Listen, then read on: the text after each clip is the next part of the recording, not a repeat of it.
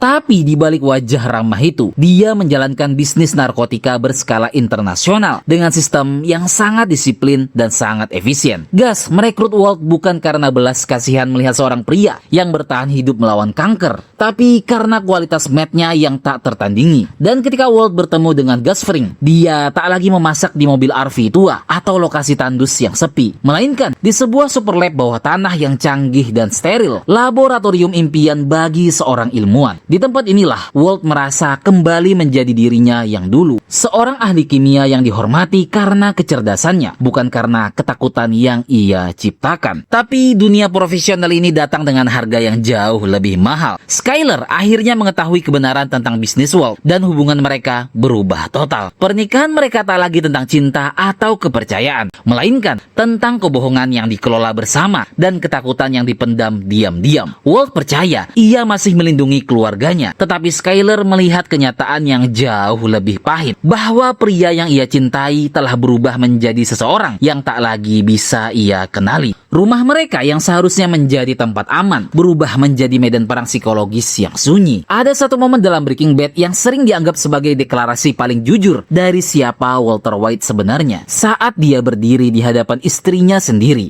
Skyler, dan akhirnya berhenti berpura-pura. Semua dimulai dari ketakutan. Skyler yang sudah mengetahui kehidupan ganda Walt hidup dalam kecemasan yang konstan. Dunia kriminal yang Walt masuki terasa seperti bom waktu, dan dalam benak Skyler, Walt adalah korban. korban, seseorang yang terjebak, yang suatu saat akan dibunuh oleh orang-orang yang lebih berbahaya dari dirinya. Tapi justru anggapan itulah yang memicu ledakan emosi. Walt tidak marah karena takut, tapi dia marah karena diremehkan. Dengan nada suara yang awalnya terkendali, Walt mulai menjelaskan realitas versinya tentang seorang pria yang datang ke pintu rumah orang lain dan ditembak mati. Skyler melihat itu sebagai kemungkinan nasib Walt, sebuah gambaran yang masuk akal. Lalu Walt membalas, "Who is it you think you see? I am not in danger, Skyler. I am the danger." Dan kemudian inilah kalimat yang menjadi ikonik. A guy opens his door and gets shot and you think that of me? No, I am the one who knocks. Walt seperti bukan lagi pria yang melakukan semua ini demi keluarga. Bukan lagi pria yang terpaksa masuk ke dunia gelap. Ini adalah seseorang yang memahami kekuasaan yang ia miliki dan menikmatinya. Dan yang membuat adegan ini begitu kuat adalah konteksnya. Secara objektif, Walt sebenarnya sedang berada dalam posisi lemah. Dia berada di bawah ancaman Gus Fring, seorang yang jauh lebih berkuasa, lebih tenang, dan lebih berbahaya. Setiap langkah Walt diawasi, hidupnya bisa berakhir kapan saja. Tapi di dalam rumahnya sendiri, di hadapan Skyler istrinya, Walt menulis ulang narasi itu. Walt tidak melihat dirinya sebagai korban. Dia menolak posisi itu sepenuhnya. Bahkan, dia membaliknya. Dalam pikirannya, dia bukan orang yang mengetuk pintu dengan rasa takut, tapi dia adalah orang yang membuat orang lain takut ketika pintu itu diketuk olehnya. Ini adalah titik di mana perubahan psikologis Walt mencapai level yang baru. Jika sebelumnya ia masih bersembunyi di balik alasan keluarga, di sini alasan itu mulai hilang. Yang tersisa adalah ego, kebanggaan, dan kebutuhan akan pengakuan. Walt ingin dilihat bukan sebagai guru, bukan sebagai pasien kanker, bukan sebagai pria gagal, tapi sebagai kekuatan. Ironisnya, satu-satunya orang yang ingin ia yakin,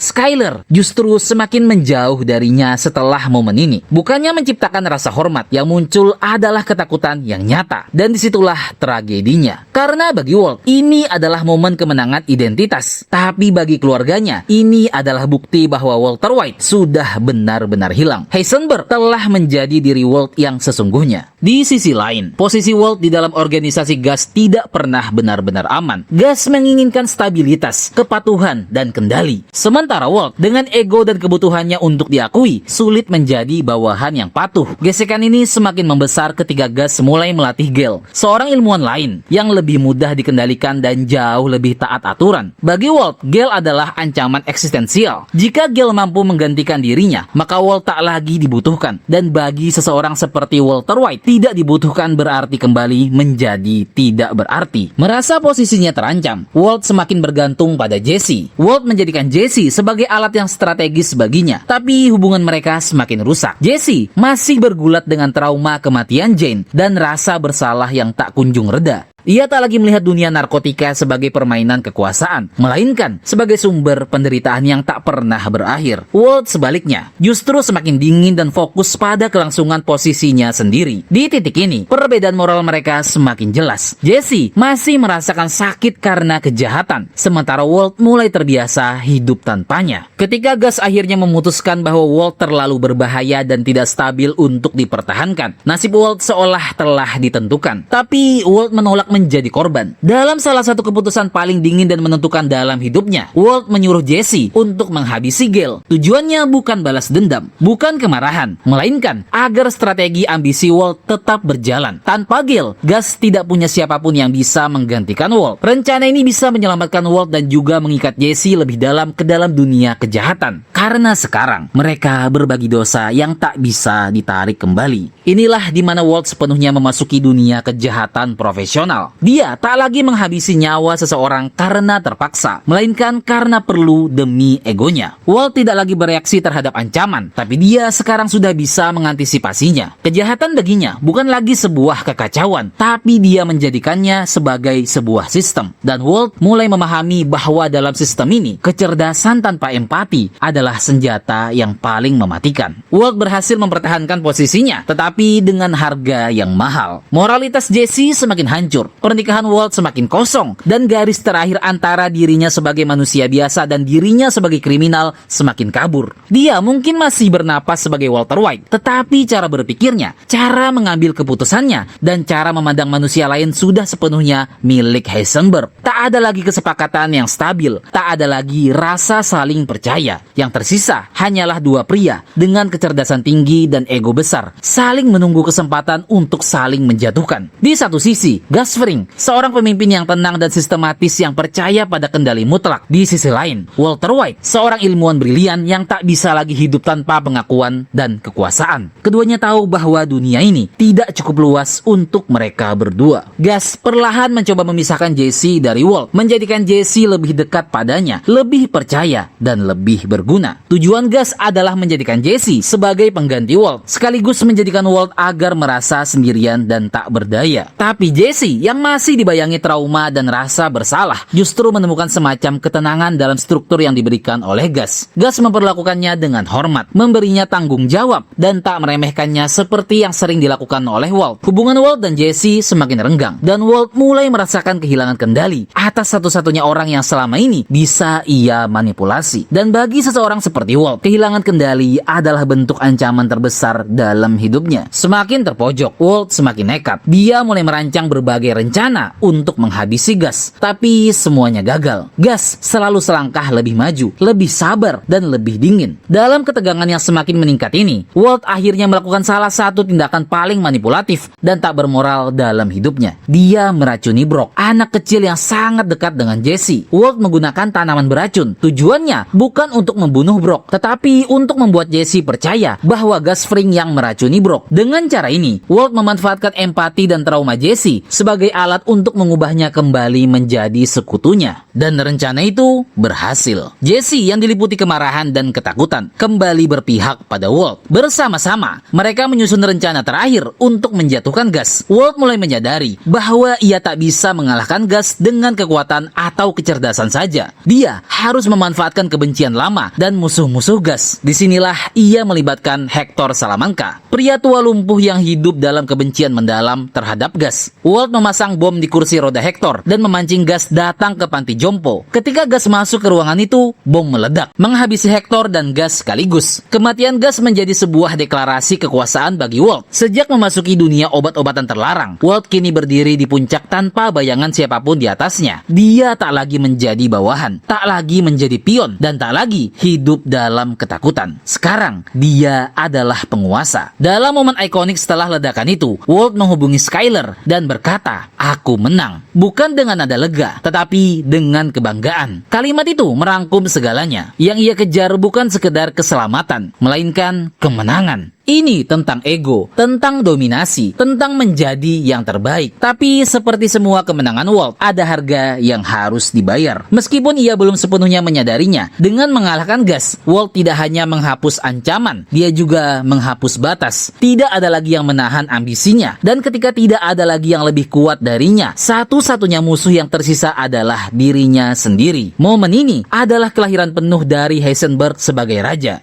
Tapi kemenangan itu datang dengan harga yang tidak terlihat secara langsung. Jesse mengetahui bahwa Brock sebenarnya diracuni oleh Walt, bukan Gus. Hubungan mereka mulai hancur. Skyler semakin takut terhadap suaminya sendiri. Dan yang terpenting, Walt telah membuktikan kepada dirinya sendiri bahwa tidak ada batas moral yang tak bisa ia lewati jika itu berarti mempertahankan kekuasaan. Walt tak lagi sekedar bertahan hidup. Dia tak lagi sekedar melindungi keluarganya. Sekarang, dia sepenuhnya bergerak demi kendali dan dominasi. Walt akhirnya mendapatkan semua yang ia inginkan, posisi, kekuasaan, dan rasa kendali. Tapi kehilangan sesuatu yang jauh lebih berharga, yaitu kepercayaan orang-orang terdekatnya dan sisa terakhir dari kemanusiaannya. Perang telah ia menangkan, tetapi perang itu juga telah mengubahnya menjadi sesuatu yang tak lagi bisa kembali. Bahkan, dulu Walt pernah menetapkan angka pasti, yaitu $737.000. Seolah-olah dia akan berhenti ketika angka itu sudah tercapai. Tapi kenyataannya, kata cukup tidak pernah ada. Karena ini tidak pernah benar-benar tentang soal uang. Ini tentang membangun sesuatu yang lebih besar. Sesuatu yang menghasilkan kekuasaan, pengaruh, dan yang paling penting, pengakuan. Walt tak lagi memiliki atasan, tidak lagi memiliki ancaman langsung di atas kepalanya. Dia berdiri di puncak, bebas membangun kerajaannya sendiri. Bersama Jesse, Mike, dan Todd, ia menciptakan sistem produksi dan distribusi mat yang rapi dan efisien. Bahkan menemukan cara memasak di rumah-rumah orang lain yang sudah disemprot fumigasi agar tak terdeteksi. Uang mengalir dengan deras, jumlahnya begitu besar, hingga Walt mulai menimbunnya di gudang, di dalam tong-tong besar yang tak lagi bisa ia hitung satu persatu. Secara lahiriah, tujuannya sudah tercapai. Keluarganya aman secara finansial, tapi secara batin, dia belum pernah merasa lebih lapar akan kekuasaan. Di titik ini, Walt menjadi penguasa yang tak takut kehilangan kendali. Dia mulai membuat keputusan yang bukan lagi berdasarkan kebutuhan, tapi berdasarkan ego. Ketika Mike memperingatkannya untuk berhenti dan menikmati uang yang sudah mereka dapatkan, Walt justru merasa tersinggung. Bagi Walt, berhenti berarti mengakui bahwa ia tidak lagi penting, dan bagi seorang seperti Walt, menjadi tidak penting terasa lebih buruk daripada mati itu sendiri. Konfliknya dengan Mike bukanlah konflik penuh ledakan seperti dengan Tuco atau permainan catur seperti melawan Gus Fring. Ini lebih personal, lebih sunyi, dan lebih manusiawi. Mike adalah kebalikan dari Walt. Dia tenang, profesional, tidak emosional, dan hanya melakukan apa yang perlu dilakukan. Mike tidak tertarik pada kekuasaan yang berlebihan, tidak peduli pada ego. Bagi Mike, dunia kriminal adalah pekerjaan, bukan sebuah identitas. Dan mungkin itulah alasan Walt tidak pernah benar-benar bisa menerima Mike. Perselisihan antara mereka memuncak ketika operasi mereka mulai terancam. Mike ingin keluar dari permainan, mengambil bagiannya, dan memastikan orang-orangnya tetap diam. Tapi Walt melihat semuanya secara berbeda. Dalam pikirannya, semua masalah yang mereka hadapi adalah akibat dari kesalahan orang lain. Dalam salah satu konfrontasi paling jujur di seluruh seri Breaking Bad, Mike akhirnya mengatakan apa yang selama ini tidak pernah ada yang berani katakan langsung ke wajah Walt. Semua ini adalah kesalahanmu. Mike menuduh Walt sebagai orang yang merusak segalanya karena keserakahan, karena ego, karena kebutuhan untuk selalu menjadi yang teratas. Jika Walt tahu kapan harus berhenti, semuanya bisa berjalan dengan baik. Kalimat itu menusuk tepat ke inti hati Walt. Bukan karena salah atau menyinggung, tapi karena itulah kebenarannya. Dan Walt tidak bisa menerima kebenaran itu. Dalam ledakan emosi dan tanpa perhitungan matang seperti biasanya, Walt menembak Mike karena terluka secara ego. Dan begitu peluru itu dilepaskan, tidak ada kemenangan yang dirasakan oleh Walt. Tidak ada kepuasan. Yang ada hanyalah keheningan. Mike yang terluka parah duduk di tepi sungai. Dia tahu ini akhir hidupnya. Walt yang biasanya selalu punya kata-kata, tiba-tiba menyadari sesuatu yang terlambat. Dia sebenarnya tidak perlu melakukan hal ini. Nama-nama yang Walt cari bisa dia dapatkan dengan cara lain, dan pembunuhan ini sia-sia. Momen ini sangat penting karena memperlihatkan sesuatu yang berbeda dari perubahan Walt sebelumnya. Jika sebelumnya setiap langkahnya terasa seperti bagian dari rencana besarnya, maka di sini kita bisa melihat sebuah hartakan, keputusan impulsif, penyesalan yang langsung muncul, dan kehilangan kontrol atas dirinya sendiri. Ini adalah titik di mana Heisenberg tak lagi tampak seperti sosok yang selalu selangkah di depan. Heisenberg menjadi seseorang yang dikendalikan oleh emosinya sendiri. Ini adalah bukti bahwa Walt kini telah melampaui batas rasionalitasnya sendiri. Dia tidak lagi membunuh untuk bertahan hidup atau untuk menang, tapi dia membunuh karena tidak bisa menerima kebenaran. Jika sebelumnya Walt mengalahkan musuh-musuhnya untuk naik ke puncak, maka di titik ini ia mulai menghancurkan bahkan orang-orang yang tidak lagi menjadi ancaman baginya. Dan dari sini kejatuhannya hanya tinggal menunggu waktu. Jesse semakin hancur secara mental. Dia tidak lagi mampu membenarkan kekerasan dan kematian yang terus mengikuti mereka. Ketika ia mengetahui bahwa seorang anak kecil yang melihat aksi mereka dan akhirnya tewas, Jesse mencapai titik moralnya yang terakhir.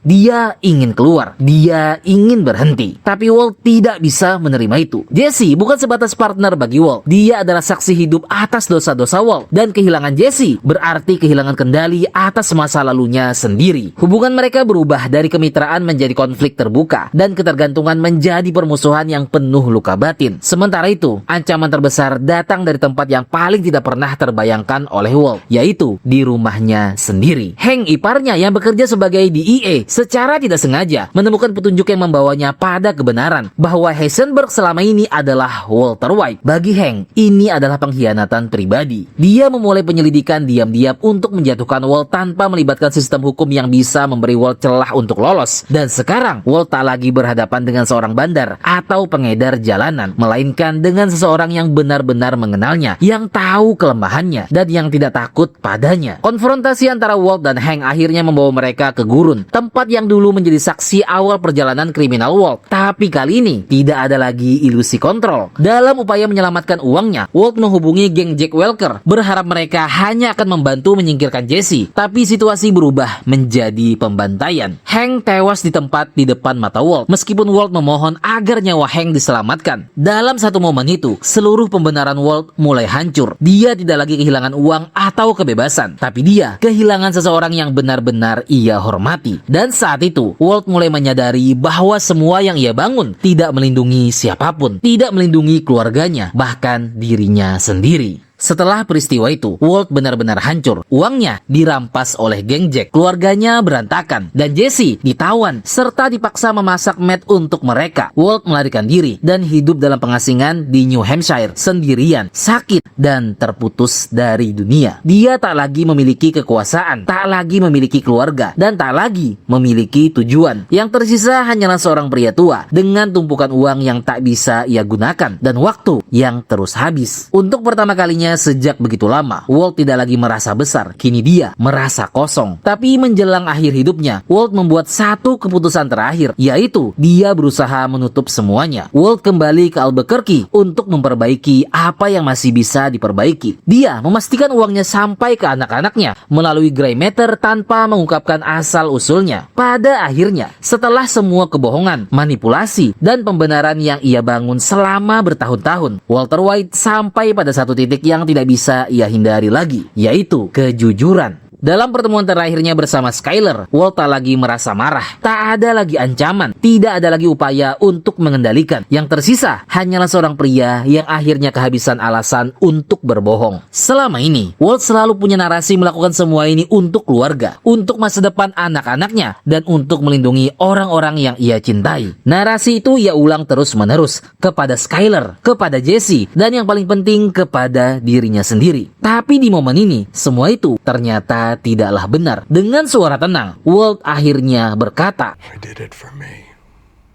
I liked it. I was good at it. And I was alive.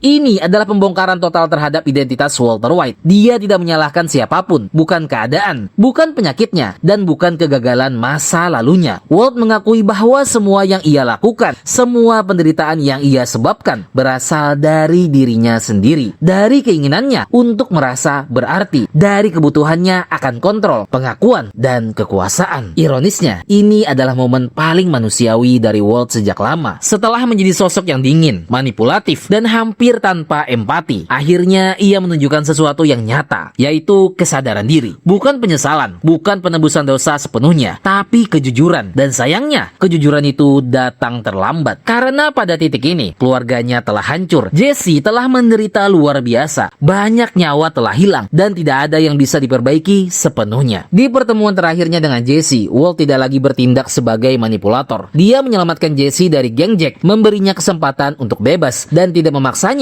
membunuh dirinya. Dalam momen itu, hubungan mereka adalah tentang penyesalan yang sudah terlambat dan pengakuan diam-diam bahwa mereka telah saling menghancurkan. Walt yang sudah terluka parah memberikan pistol kepada Jesse, seolah berkata tanpa kata, "Jika kau ingin membunuhku, lakukanlah." Dan Jesse menolak. Dengan suara penuh emosi, Jesse mengatakan bahwa jika Walt ingin mati, maka Walt harus melakukannya sendiri. Ini adalah titik balik penting bagi Jesse, karena dia akhirnya mengambil kembali kendali atas hidupnya sendiri, menolak menjadi alat bagi siapapun, termasuk Walt. Di antara mereka, tidak ada lagi kata-kata panjang, tidak ada kata damai, yang ada hanya tatapan, sebuah pemahaman pengalaman dalam diam tentang semua yang telah terjadi, tentang rasa sakit yang tidak bisa diperbaiki, dan tentang hubungan yang tidak pernah sederhana. Lalu Jesse pergi, mengemudi menjauh, berteriak antara kebebasan, kemarahan, dan kelegaan yang bercampur menjadi satu, dan Walt tetap tinggal sendirian. Momen ini penting karena menunjukkan sisi terakhir dari perubahan Walt. Dia akhirnya melepaskan kendalinya atas Jesse. Dia melakukan sesuatu tanpa motif ego yang jelas, dan dia menerima konsekuensi dari pilihannya tanpa mencoba menghindar. Tapi ini bukanlah sebuah penghapusan dosa. Apa yang Walt lakukan terhadap Jesse terlalu dalam untuk diperbaiki hanya dengan satu tindakan. Tapi tetap saja, di tengah semua kehancuran yang dia sebabkan, ini adalah satu momen di mana dia memilih untuk tidak merusak, melainkan membebaskan. Perpisahan mereka bukanlah akhir yang damai, tapi setidaknya itu adalah akhir yang jujur. Dan mungkin untuk pertama kalinya sejak awal perjalanan mereka, Walt benar-benar melakukan sesuatu bukan untuk mengendalikan Jesse, melainkan untuk melepaskannya. Walt akhirnya berakhir di laboratorium Matt, tempat yang paling mencerminkan hidupnya. Seorang ilmuwan yang menemukan makna hidupnya bukan dalam cinta atau keluarga, melainkan dalam pencapaian dan kendali. Walter White sudah mendapatkan semua yang ia inginkan: uang, kekuasaan, pengaruh, tapi kehilangan segalanya yang sebenarnya membuat hidupnya layak untuk dijalani. Dan disitulah tragedinya menjadi lengkap. Bukan karena ia gagal, tetapi karena ia berhasil. Dan keberhasilan itulah yang menghancurkannya. Pada akhirnya, perjalanan Walter White adalah perjalanan dari korban menjadi pelaku, dari manusia biasa menjadi monster, dari pria yang ingin hidup bermakna menjadi pria yang menghancurkan makna hidupnya sendiri. Dia tak berubah karena dunia memaksanya, dia berubah karena dunia akhirnya memberinya kesempatan untuk menjadi siapa dirinya sebenarnya. Dan dalam perubahan itulah kita melihat tragedi manusia yang paling sunyi. Bukan ketika seseorang gagal menjadi hebat, tetapi ketika ia berhasil dan menemukan bahwa keberhasilan itu justru menghancurkan segalanya. Kisah Walter White bukanlah cerita tentang naiknya seorang pahlawan, melainkan runtuhnya seorang manusia. Dalam banyak hal, Walt adalah sosok tragedi modern. Seperti tokoh-tokoh klasik dalam sastra, ia bukan jatuh karena kelemahan fisiknya, tetapi karena kesombongan batinnya. Walt cerdas, berbakat, dan memiliki potensi besar, tapi justru itulah yang menghancurkannya. Walt tak kalah karena musuh-musuhnya lebih hebat dari dirinya, tetapi justru dia kalah karena dirinya sendiri. Setiap langkah yang ia ambil untuk merasa lebih berarti justru membawanya semakin jauh dari makna hidupnya yang sebenarnya. Cerita ini menunjukkan betapa berbahayanya ego yang dibungkus dengan pembenaran moral. Tetapi seiring waktu, jelas bahwa alasan itu berubah menjadi topeng untuk melindungi ambisinya sendiri. Walt tak lagi bertanya apakah tindakannya ini benar, melainkan apakah tindakannya berhasil. Dan ketika keberhasilan menjadi satu-satunya ukuran, maka tidak ada lagi batas yang tidak bisa dilewati. Kisah Walter White mengingatkan kita bahwa kejahatan jarang dimulai dari niat jahat. Ia sering dimulai dari niat baik yang tidak pernah dikoreksi. Dan itulah mengapa Walter White bukan pahlawan bagi keluarganya lagi, melainkan sebuah peringatan. Dia bukan sosok yang harus ditiru, tetapi sosok yang harus dipahami agar tak terulang lagi. Kisahnya memperlihatkan bahwa menjadi hebat tanpa empati hanya akan menghasilkan kehancuran, dan bahwa hidup tanpa rasa cukup akan selalu berakhir dengan kehilangan. Di akhir hidupnya, Walter White akhirnya berhenti berbohong bukan kepada dunia, bukan kepada keluarganya, tetapi kepada dirinya sendiri. Dalam percakapannya dengan Skyler, ia mengucapkan kalimat paling jujur sepanjang hidupnya. Aku melakukannya untuk diriku sendiri, karena aku menyukainya dan aku merasa hidup. Kalimat itu adalah sebuah pengakuan. Pengakuan bahwa semua kebohongan, kekerasan, dan kehancuran yang ia ciptakan bukan semata demi keluarga, tetapi demi mengisi kekosongan di dalam dirinya sendiri. Kekosongan yang sudah ada jauh sebelum diagnosa kankernya, jauh sebelum metamfetamin yang dia buat, jauh sebelum Heisenberg dilahirkan. Walt adalah manusia biasa yang perlahan memilih jalan yang salah, lalu terus melanjutkannya karena dia tidak sanggup mengakui bahwa ia telah tersesat. Itulah yang membuat kisahnya terasa nyata. Karena di dalam diri Walter White, kita melihat bayangan kecil dari sisi gelap manusia, yaitu kebutuhan untuk diakui, ketakutan akan ketidakberartian, dan godaan untuk membenarkan diri sendiri ketika melakukan hal yang salah. Walter White mengajarkan kita bagaimana seseorang bisa kehilangan dirinya ketika terlalu sibuk ingin menjadi hebat. Dan mungkin pertanyaan terpenting yang ditinggalkan cerita ini bukanlah seberapa jauh kita bersedia melangkah demi tujuan yang ingin kita raih, melainkan pada titik mana kita seharusnya berhenti.